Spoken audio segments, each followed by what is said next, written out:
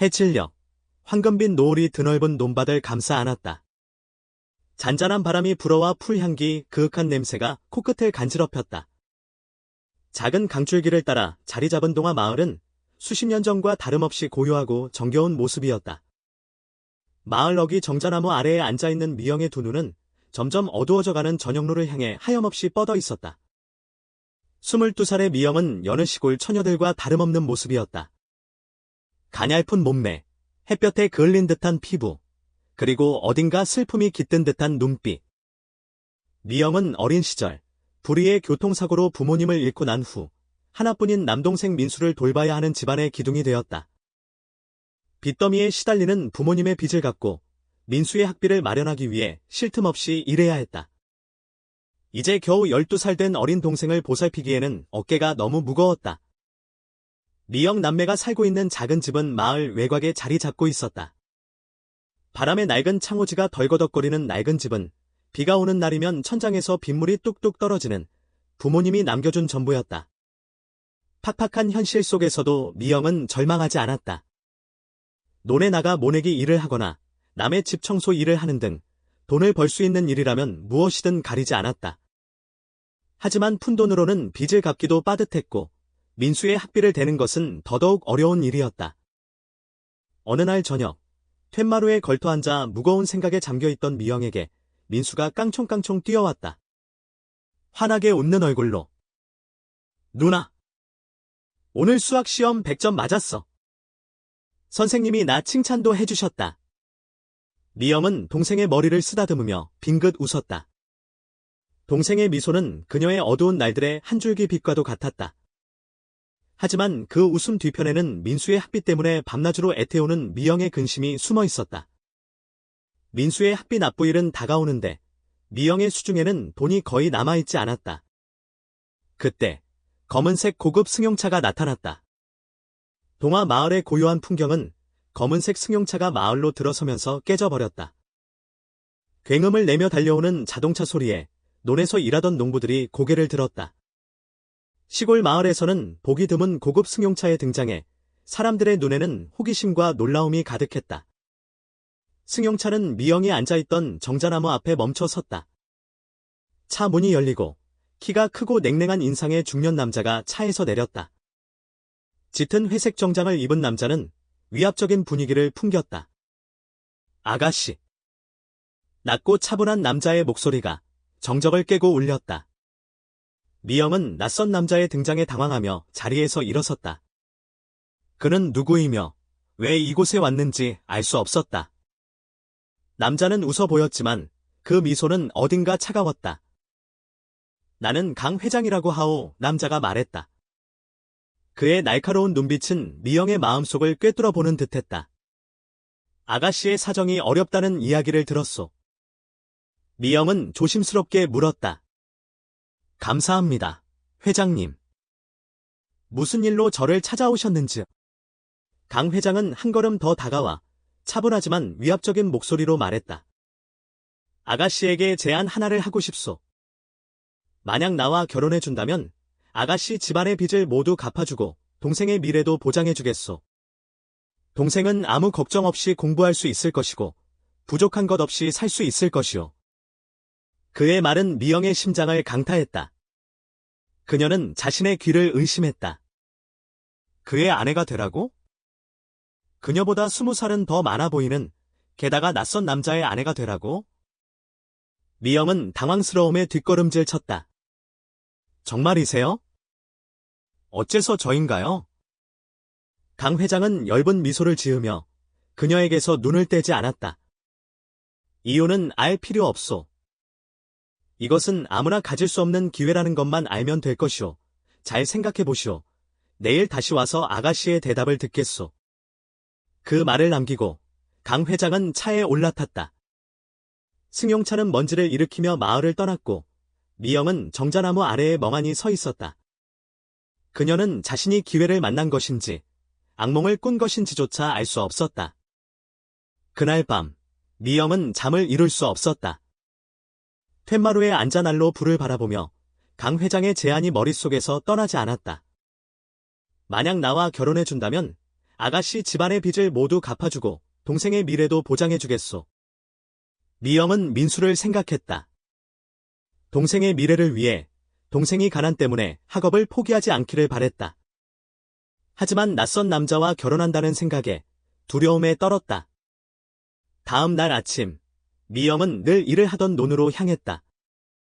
마을 안악들은 강 회장의 등장에 대해 수군거렸다.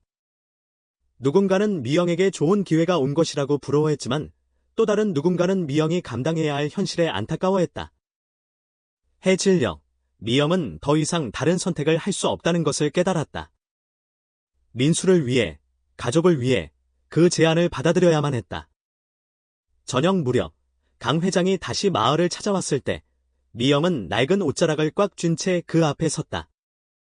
작은 목소리였지만 단호한 결의가 담겨 있었다. 좋아요. 결혼하겠습니다. 강 회장은 차가운 미소를 지으며 만족스럽다는 듯 고개를 끄덕였다. 좋소. 결혼식은 이번 주 안에 올리도록 합시다. 미영은 그 결정이 자신을 어둠으로 가득 찬 세계로 이끌 것이라고는 상상조차 하지 못했다. 그곳에서 그녀는 상상조차 할 수 없었던 끔찍한 현실과 맞서 싸워야 했다. 늦은 오후, 해는 지고 낡은 집의 벽은 더욱 칙칙하게 보였다. 미영의 결혼식은 너무나도 간단하게 진행되어 많은 마을 사람들이 놀라움을 감추지 못했다. 화려한 결혼식도 복잡한 예식 절차도 없었다. 몇몇 마을 사람들이 찾아와 축복을 전했고 몇몇 어르신들은 어색한 축하 인사를 건넸다. 미영은 강 회장의 검은색 승용차에 올랐다.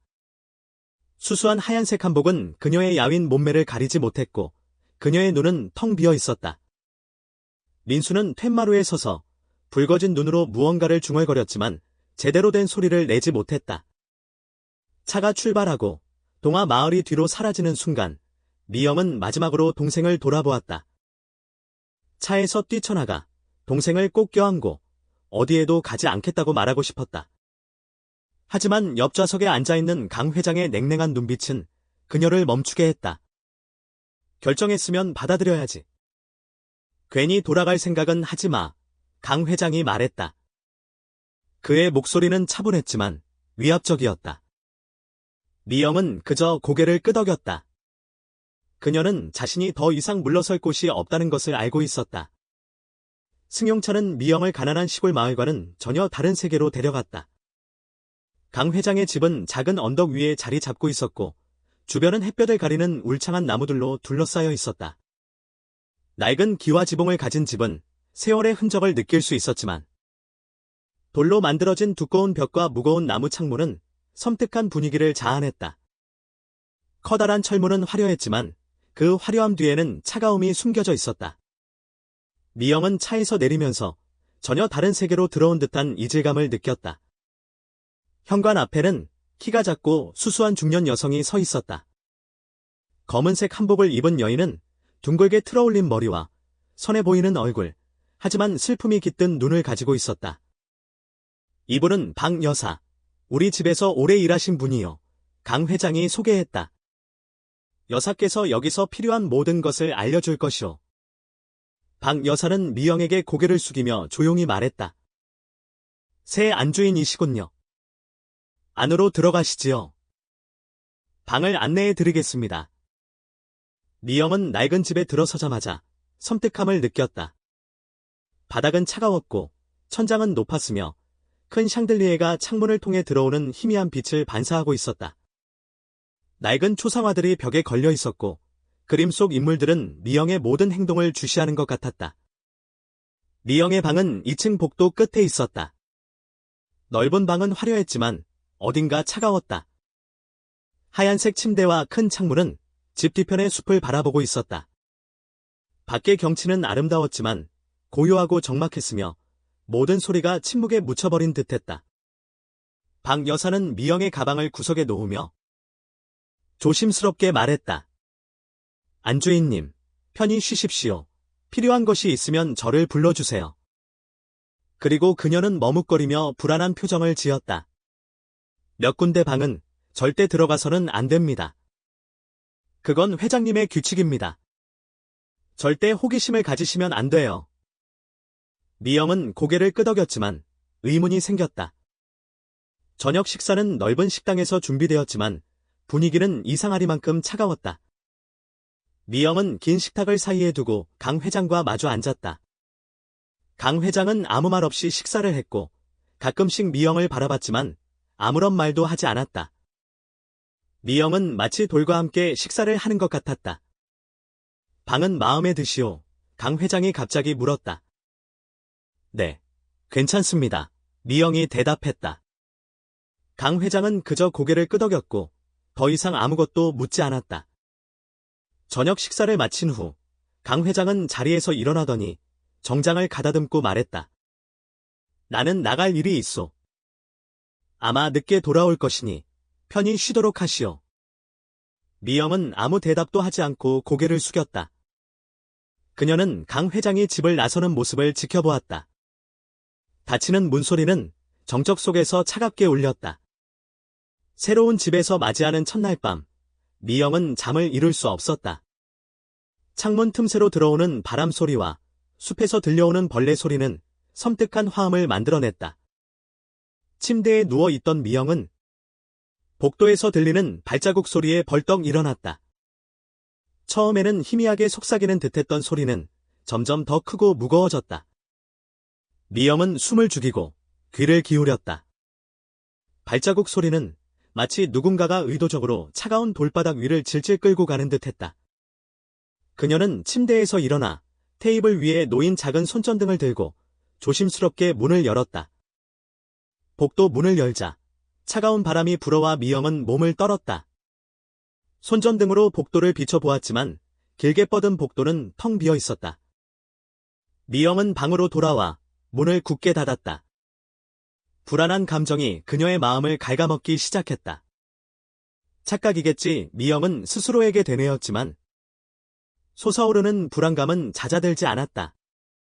다음 날 아침, 미영이 박 여사에게 밤에 들었던 발자국 소리에 대해 묻자 박 여사는 고개를 저으며 당황한 표정을 지었다. 안주인님, 그 일에 대해선 관심을 두지 마십시오. 이 집은 안주인님이 생각하는 그런 곳이 아닙니다. 미영은 더 캐묻고 싶었지만 박 여사는 서둘러 자리를 피했다. 마치 주제를 회피하려는 듯했다. 그때부터 미영은 이 집이 차갑고 을씨년스러울 뿐만 아니라 설명할 수 없는 비밀로 가득 차 있다는 것을 깨달았다. 그날 밤 들었던 발자국 소리는 한 번으로 끝나지 않았다. 강 회장의 규칙들은 미영을 더욱 불편하게 만들었다. 그는 이유도 없이 특정한 방에 들어가지 못하게 했다.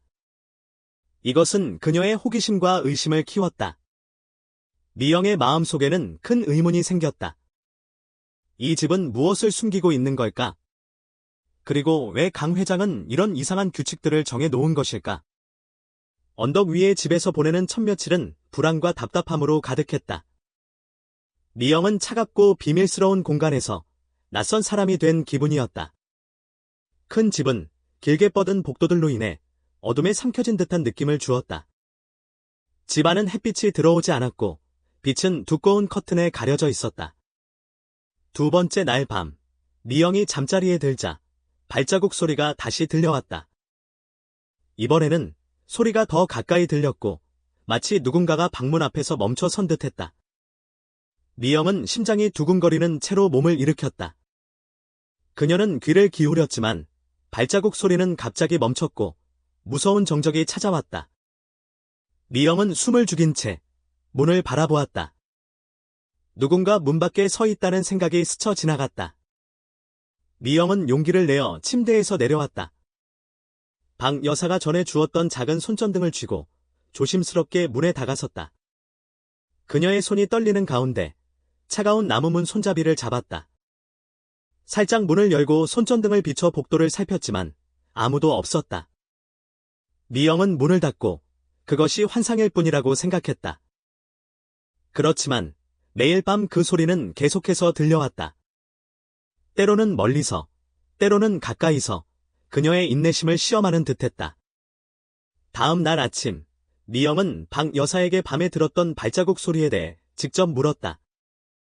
주방에서 아침 식사를 준비하던 박 여사는 손을 멈추었다. 야채를 썰던 칼날이 도마에 떨어져 날카로운 소리를 냈다. 안주인님.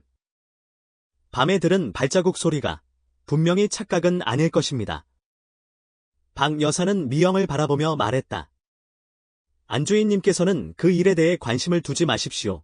이 집에는 알아서는 안 될 것들이 많습니다. 하지만 전 분명히 들었어요. 미영은 단호하게 말했다. 박 여사는 잠시 미영을 바라보며 무언가를 생각하더니 한숨을 쉬었다. 안주인께서는 그저 하시는 일만 하시면 됩니다. 밤에는 돌아다니지 마시고 특히 잠긴 방에는 절대 들어가지 마세요. 박 여사의 경고는 미영의 호기심을 더욱 자극했다. 2층 복도에는 잠겨진 3개의 문이 있었고 강 회장은 그녀에게 그곳에 들어가지 못하게 했다. 미영은 한 번은 그 문 앞에 서서 차가운 기운이 문 안에서 나오는 것을 느꼈지만 감히 안으로 들어갈 생각은 하지 못했다. 어느 날 미영이 복도를 청소하다가 걸레를 들고 계단을 내려가다가 바닥에 떨어뜨렸다. 걸레를 잡기 위해 몸을 숙인 그녀는 잠겨진 방 중 하나의 문틈에서 희미한 빛이 새어 나오는 것을 발견했다. 마치 불꽃이 타오르는 듯한 희미한 빛이었다. 미영은 문에 귀를 기울였다. 안에서 웅얼거리는 작은 소리가 들렸지만 더 집중해서 들으려 하자 소리는 멈췄다. 안에 누구 있어요? 미영이 작은 목소리로 물었다. 그러나 아무런 대답도 없었다. 미영은 강 회장의 이상한 행동에도 주목했다. 그는 낮에는 서재에서 책을 읽거나 일을 하는데 대부분의 시간을 보냈다. 미영과는 거의 대화를 하지 않았고 가끔 미영을 쏘아보았다. 미영을 불안하게 만드는 것은 밤에 항상 집을 나서는 그의 습관이었다. 강 회장은 저녁 식사 후에 코트를 입고 작은 가방을 들고 나갔고 그는 대체 어디로 가는 것일까? 그 사람은 밤에 어디를 가는 걸까? 미영이 박 여사에게 물었지만 그녀는 고개를 저었다. 회장님께서는 사적인 일에 대해 아무에게도 말하지 않으시는 분입니다. 미영은 더 묻지 않았지만 의심은 점점 커졌다. 이 집, 이 남자, 이 모든 것은 그녀가 걷어내지 못하는 검은 장막처럼 느껴졌다. 어느 오후 강 회장이 집을 비운 사이 미영은 용기를 내어 그의 서재에 들어갔다. 그는 자주 그곳에 있었지만 미영은 허락 없이 들어가 본 적이 없었다. 서재는 크고 오래된 책들이 가득 차 있었다. 책상 위는 깔끔하게 정돈되어 있었다. 하지만 미영의 눈길을 사로잡은 것은 살짝 열려있는 서랍이었다. 서랍 안에는 낡은 열쇠 다발이 놓여 있었다. 미영은 심장이 두근거리는 것을 느끼며 열쇠 다발을 들어 올렸다. 2층에 있는 잠겨진 방들의 열쇠일까? 미영은 잠시 망설였다. 이 열쇠들을 다시 제자리에 놓을까? 하지만 호기심이 걷잡을 수 없이 커졌다. 그녀는 열쇠 다발을 주머니에 넣고 다음 기회를 엿보기로 했다. 그날 저녁, 강 회장이 돌아왔을 때 그는 즉시 미영을 바라보았다. 마치 그녀의 표정을 읽으려는 듯 아주 작은 표정의 변화까지 관찰하는 것 같았다. 오늘 내 방에 들어갔었나? 강 회장이 물었다. 그의 목소리는 낮고 차가웠다. 미영은 깜짝 놀랐지만 침착하려고 노력했다. 아니요. 저는 제 방에 있었어요. 강 회장은 미영을 잠시 바라보더니 아무 말 없이 고개를 끄덕이고는 방으로 들어갔다. 미영은 지금부터 더욱 조심해야 한다는 것을 깨달았다. 만약 강 회장이 그녀가 그 집의 비밀을 캐고 있다는 것을 알게 된다면 상상도 못할 끔찍한 일이 벌어질지도 몰랐다. 다음 날 아침, 미영이 주방을 청소하고 있을 때 박 여사가 조심스럽게 다가왔다. 안주인님, 회장님께서는 생각보다 모든 것을 잘 알고 계십니다. 혹시 무슨 일이든 계획하고 있다면 그만두시는 게 좋을 거예요. 미영은 놀라움을 감추지 못하며 박 여사에게 질문을 던졌다. 무슨 뜻이에요? 박 여사님은 여기 오래 있었잖아요. 전에 무슨 일이 있었는지 알잖아요. 박 여사는 미영을 바라보며 슬픈 미소를 지었다. 그리고 그녀는 입을 열었다. 저는 말할 수 없습니다. 살아남고 싶다면 잠자코 회장님께서 하시는 대로 하십시오. 박 여사는 미영에게 그 말을 남긴 채 황급히 자리를 떠났다. 하지만 박 여사의 말은 미영을 더욱 혼란스럽게 만들었다. 밤이 찾아오고 집은 다시 적막한 분위기에 휩싸였다. 미영은 침대에 앉아 서재에서 가져온 열쇠를 만지작거렸다. 2층에 잠긴 문들에서 느껴지는 기괴한 분위기는 그녀의 호기심을 계속해서 자극했다. 이번에는 조심스럽게 움직여야 한다고 되뇌며 강 회장이 집을 나서는 것을 기다렸다. 그의 차가 멀어지자마자 그녀는 열쇠 다발을 들고 방을 나섰다. 2층 복도는 어두컴컴했다. 창문을 통해 들어오는 희미한 달빛만이 그녀를 비추고 있었다. 미영은 첫 번째 나무문 앞에 섰다. 나무는 낡고 거칠었지만 단단해 보였다. 열쇠를 돌리자 작은 소리와 함께 문이 열렸다. 미영은 주변을 살폈다. 문은 먼지가 쌓여 있고 어수선했다. 먼지가 가득한 방에 놓인 큰 나무 책상 위에 한 여자가 한복을 입은 사진이 있었다. 미영은 사진을 들어 올렸다. 사진 속 여자의 얼굴은 아름다웠지만 슬픔으로 가득 차 있었다. 사진 뒤에는 옥향, 1998년이라는 글자가 쓰여 있었다. 옥향. 누구지? 미영은 혼잣말을 했다. 미영은 사진을 내려놓고 서랍을 열었다. 그 안에는 낡은 편지 한 장이 접혀 있었다.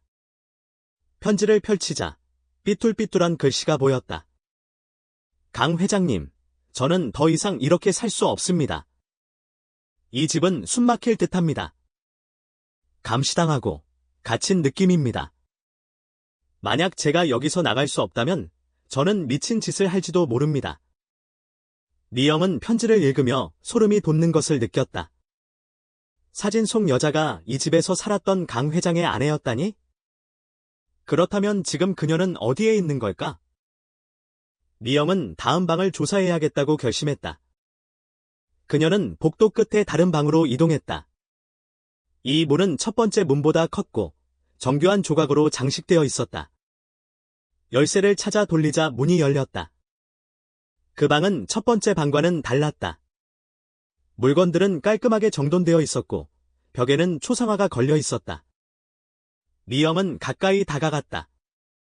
초상화 속에는 전부 젊은 여자들이 있었다. 모두 한복을 입고 있었고 사진 속에 누는 공포와 절망을. 미영은 섬뜩한 기분에 휩싸였다. 이 방에 걸린 초상화의 여자들 모두 강 회장의 아내였던 걸까? 왜 이렇게 많은 여자들이 사라진 걸까? 벽 아래에는 갈색 가죽으로 된 낡은 수첩이 놓여 있었다. 미영은 떨리는 손으로 수첩을 열었다.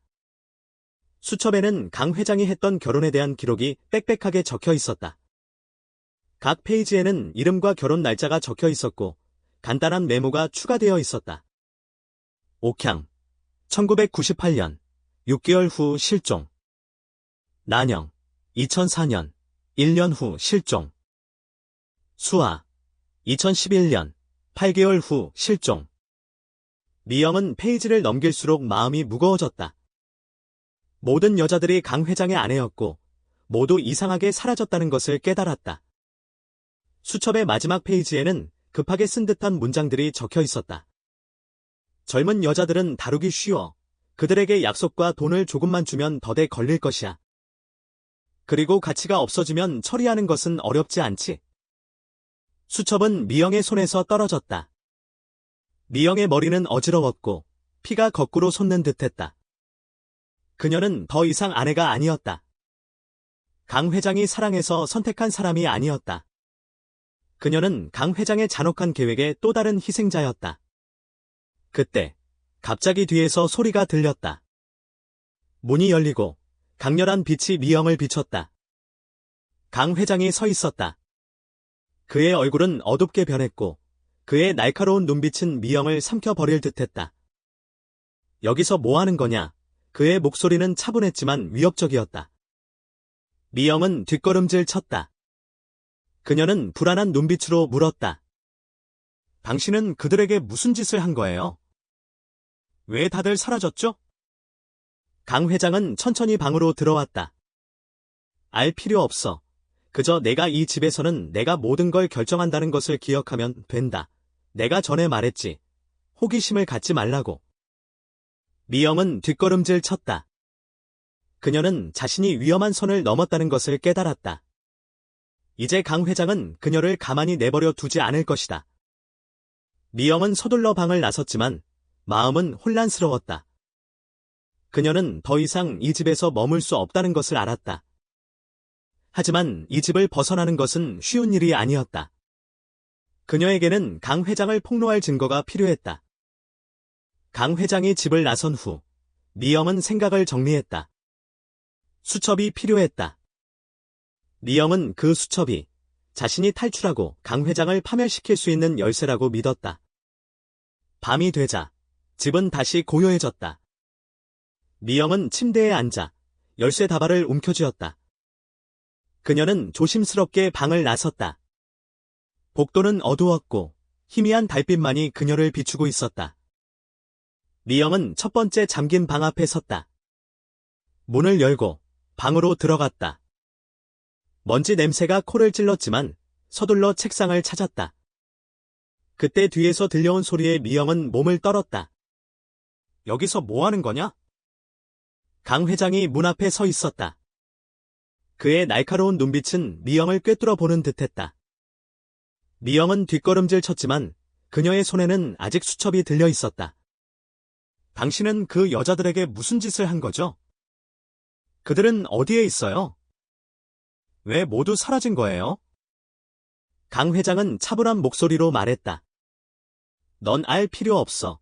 내가 경고했지. 너는 그저 이 집에서 하라는 대로만 하면 돼. 너는 그들과는 다르다고 생각하는 건 아니겠지? 미영은 절망했지만 강 회장에게 굴복하고 싶지 않았다. 그녀는 수첩을 들어 올렸다. 당신은 우리 모두를 속였어. 이 수첩이 당신의 모든 죄를 드러낼 거야. 강 회장은 잠시 미영을 쳐다보더니 웃음을 터뜨렸다. 그 웃음은 섬뜩하고 차가웠다. 고작 수첩 하나로 날 막을 수 있다고 생각하는 건가? 내가 누구와 싸우는지도 모르는군. 그리고 너는 대가를 치르게 될 것이다. 강 회장이 달려들었지만 미영은 재빨리 뒷걸음질 쳤다. 그녀는 근처에 있던 의자를 강 회장에게 던져 거리를 벌렸다. 강 회장이 주춤하는 사이에 미영은 방을 뛰쳐나왔다. 수첩을 꽉 쥔 채 강 회장이 뒤쫓아왔다. 미영은 계단을 뛰어내려갔다. 심장이 격렬하게 뛰었다. 그녀는 현관으로 달려갔지만 문은 안에서 잠겨 있었다. 너는 여기서 나갈 수 없어. 미영, 강 회장의 목소리가 뒤에서 들렸다. 차갑고 위협적이었다. 미영은 두려움에 휩싸여 탈출구를 찾았다. 그때 박 여사가 복도 끝에 나타나 손짓했다. 미영 씨, 이쪽으로. 생각할 겨를도 없이 미영은 박 여사가 있는 곳으로 달려갔다. 박 여사는 그녀를 주방으로 데리고 갔다. 그리고 낡은 양탄자 아래 작은 지하 문을 드러냈다. 빨리 가세요. 이 통로는 숲으로 이어져 있어요. 제가 시간을 벌어보겠습니다. 박 여사는 불안한 목소리로 말했다. 미영은 눈물이 핑 돌았다. 감사해요. 그리고 지하 통로로 뛰어내렸다. 강 회장의 고함 소리가 뒤에서 들려왔다. 지하 통로는 답답했고 습하고 퀴퀴한 흙냄새가 났다. 하지만 미영은 멈추지 않았다. 통로를 따라 정신없이 달렸다. 쿵쾅거리는 심장 소리가 그녀의 귓가에 맴돌았다. 뒤에서는 강 회장의 고함 소리가 들려왔다. 미영, 나에게서 도망칠 수 있다고 생각하지 마. 미영은 그 소리에 굴하지 않으려고 했었다. 그녀는 수첩을 꽉 쥐었다. 여기서 벗어나야 한다. 그리고 진실을 밝혀내야 한다. 통로를 뛰어가던 미영은 마침내 희미한 빛을 보았다. 출구였다. 미영은 덤불로 덮인 작은 출구 밖으로 나왔다. 그녀는 숲 뒤쪽 나무 사이에 몸을 숨겼다. 뒤를 돌아보니 멀리서 손전등 불빛이 번쩍였다. 강 회장은 혼자가 아니었다. 최소한 2명의 부하가 그를 따라오고 있었다. 저 여자는 멀리 가지 못했을 것이다. 전부 찾아봐. 강 회장이 소리쳤다. 미영은 그곳에서 최대한 빨리 벗어나야 했다. 숲으로 뛰어 들어갔다. 가시에 긁혀 손발이 찢어지는 것도 개의치 않았다. 달빛만이 그녀를 비추고 있었다. 뒤에서는 점점 더 가까워지는 발소리가 들렸다. 미영은 숨을 가다듬고 최대한 빨리 달렸다. 그녀는 붙잡히면 강 회장의 손에서 결코 벗어날 수 없다는 것을 알고 있었다. 길을 막고 있던 큰 나무에 걸려 넘어져 뒹굴었다. 손에 들고 있던 수첩이 땅에 떨어졌다. 그녀는 재빨리 수첩을 잡았지만 발목에 통증이 느껴졌다. 저편에서는 강 회장의 손전등 불빛이 점점 다가오고 있었다. 잠시 후 미영과 강 회장의 눈이 마주쳤다. 그녀의 눈은 두려움으로 가득 차 있었지만 강 회장의 눈은 분노로 일그러져 있었다. 미영은 급하게 몸을 일으켜 다시 달리기 시작했다. 뒤에서 발소리가 더 가까워졌다. 더 이상 희망이 없다고 생각했을 때 그녀의 눈에 빛이 들어왔다. 작은 트럭이 숲길을 따라 천천히 움직이고 있었다. 미영은 길을 향해 달려갔다. 팔을 휘저으며 트럭을 향해 도움을 요청했다. 운전자는 급히 브레이크를 밟고 손전등을 비추며 차에서 내렸다. 그는 불안한 눈빛으로 미영을 바라보며 물었다. 무슨 일이죠? 무슨 일이라도 생긴 겁니까? 제발 도와주세요. 사람들이 저를 쫓아오고 있어요. 미영은 떨리는 목소리로 말했다. 남자는 더 묻지 않고 미영을 차에 태웠다. 미영이 차에 타자마자 강 회장의 고함 소리가 들렸다. 저 여자를 잡아. 빨리. 트럭은 강 회장과 부하들이 나타나자마자 급하게 출발했다. 뒤를 돌아본 미영은 어둠 속에서 사라져가는 손전등 불빛을 보았다. 그리고 안도의 한숨을 내쉬었다. 트럭은 숲을 벗어나 도로 옆에 멈췄다. 남자는 조심스럽게 물었다. 무슨 일인지 말해줄 수 있습니까? 왜 그들이 당신을 쫓아온 거죠? 미영은 숨을 고르며 침착하려고 노력했다. 당신은 누구세요? 왜 이런 숲속에 있는 거예요? 저는 박준호라고 합니다. 기자입니다. 저는 강 회장을 조사하고 있습니다. 그가 이 지역에서 벌어지고 있는 실종 사건과 관련이 있다고 생각합니다. 미영은 놀랐다. 그녀는 강 회장을 조사하는 사람을 만난 것이다. 지금이야말로 진실을 밝힐 기회라고 생각했다. 당신 말이 맞아요. 강 회장은 단순한 실종 사건의 범인이 아니라 잔인한 음모의 주범이에요. 미영은 차 안에서 자신이 언덕 위 집에서 겪었던 일들을 털어놓았다. 수첩, 초상화, 그리고 강 회장의 위협적인 행동까지. 준호는 미영의 이야기를 듣고 심각한 표정을 지었다. 그는 미영이 보여준 수첩을 주의 깊게 살폈다. 그리고 고개를 끄덕였다. 이 수첩은 중요한 증거입니다. 경찰서에 가야 합니다. 경찰서로 가는 길에 준호는 미영과 함께 앞으로 어떻게 해야 할지 논의했다. 준호는 이전 실종 사건에 대한 단서를 가지고 있었지만 미영의 수첩은 가장 중요한 증거가 될 것이었다. 하지만 강 회장은 혼자가 아닙니다. 준호가 말했다. 그는 권력자들과 연결되어 있고 그들이 우리 증거를 없애려고 할지도 모릅니다. 미영은 결연한 눈빛으로 수첩을 꼭 쥐었다. 무슨 일이 있어도 진실을 밝혀야 합니다. 저는 더 이상 다른 여자들이 저와 같은 일을 겪는 것을 보고 싶지 않아요. 준호는 미영의 눈을 바라보며 말했다. 당신은 정말 용감하군요. 당신과 함께 싸워 그 자를 세상에 폭로할 겁니다. 미영의 마음속에 희망이 생겨났지만 그들의 차는 갑자기 뒤에 나타난 검은색 차 때문에 멈춰 섰다. 미영은 뒤를 돌아보았다. 강 회장의 차였다. 강 회장이다. 미영은 소리쳤다. 준호는 차를 빠르게 몰아 그 차를 벗어나려고 했지만 그들의 끈질긴 추격은 계속되었다. 자동차 경적 소리가 요란했고 헤드라이트는 계속 번쩍였다. 붙잡아. 빨리.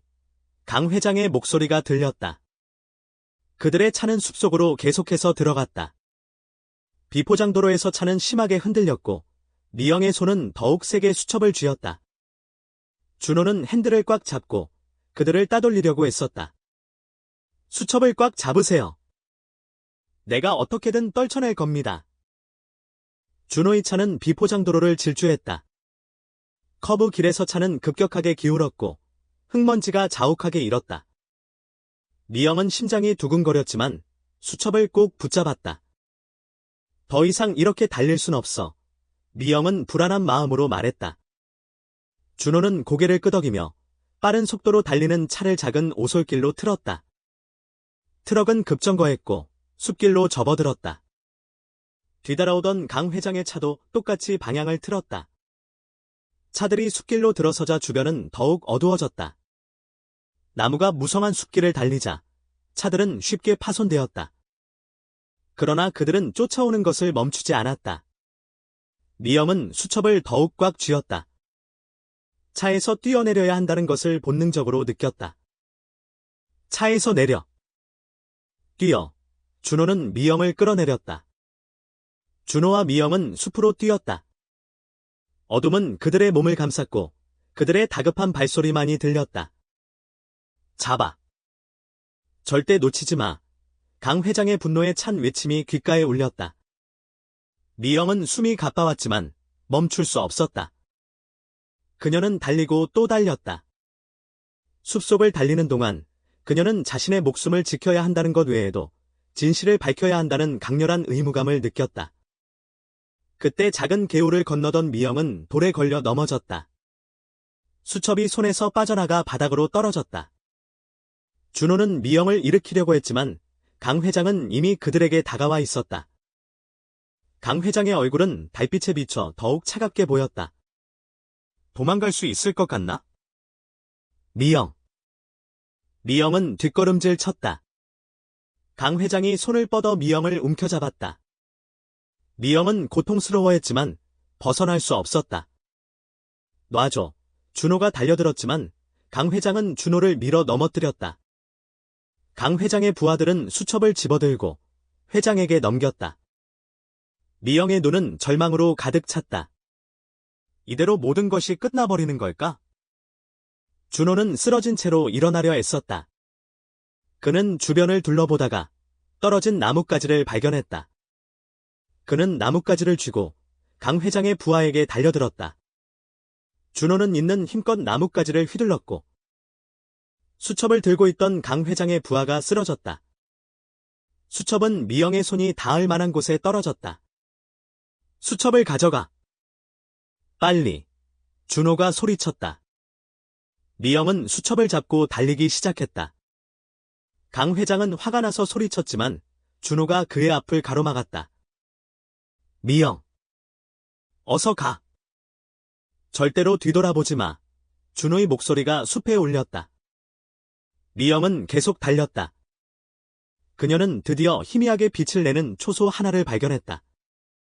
그녀는 그곳으로 뛰어들어갔다. 도와주세요. 그들이 나를 쫓아오고 있어요. 초소 경비원들은 미영을 보호하기 위해 달려갔다.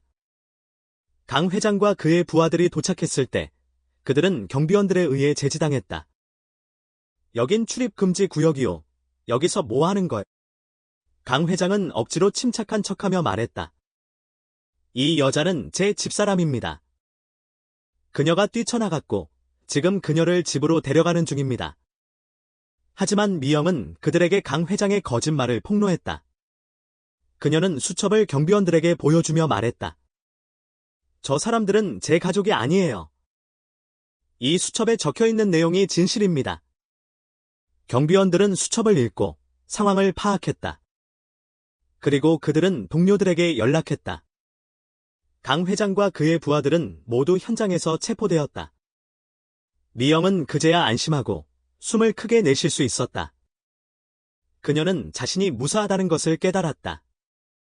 그녀는 준호에게 고마움을 전하며 그에게 달려갔다. 모든 게 다 끝났어요. 미영은 준호에게 말했다. 준호는 웃으며 미영의 어깨를 두드렸다. 당신 덕분이에요. 미영씨. 미영은 준호에게 감사를 표했다. 그리고 그들의 이야기는 곧 세상에 알려졌다. 미영은 단순한 피해자가 아닌 용감한 영웅이 되었다. 그들은 진실을 폭로했고 마침내 끔찍한 악의 무리를 꺾었다. 사건 이후 미영은 고향 마을로 돌아와 민수와 함께 살았다. 미영은 밤마다 언덕 위 집에서 사라진 여자들을 생각했다. 그러나 이제 그녀는 그들을 위한 복수를 할 수 있었다. 미영은 그들의 이름이 적힌 수첩을 들고 세상에 진실을 알렸다. 이제 모든 희생자들을 위해 고통받는 사람들이 조금이라도 더 나은 세상에서 살기를 바랐다. 준호 또한 계속해서 정의를 실현하기 위해 노력했다. 미영은 자신이 얼마나 많은 사람들에게 용기를 주었는지 알지 못했다. 그녀는 평범한 시골 소녀가 아니었다. 낡은 집에서 꿈도 꿀 수 없었던 삶을 살아가던 그녀는 결국 모두를 위한 영웅이 되었다. 그리고 그녀는 여전히 싸우고 있었다.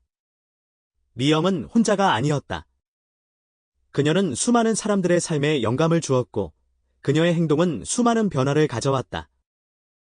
수첩은 폭로의 증거이자 잃어버린 사람들의 목소리였다. 그 수첩이 세상에 공개되면서 강 회장의 범죄는 세상에 알려졌고 수많은 사람들이 그의 범행에 대해 알게 되었다. 미영은 정의를 위해 싸우는 모든 사람들을 상징하게 되었다. 세상은 완벽하지 않았지만 미영은 어둠 속에서 희망의 빛을 발견했다. 그녀의 이야기는 용기의 상징으로 영원히 기억될 것이었다.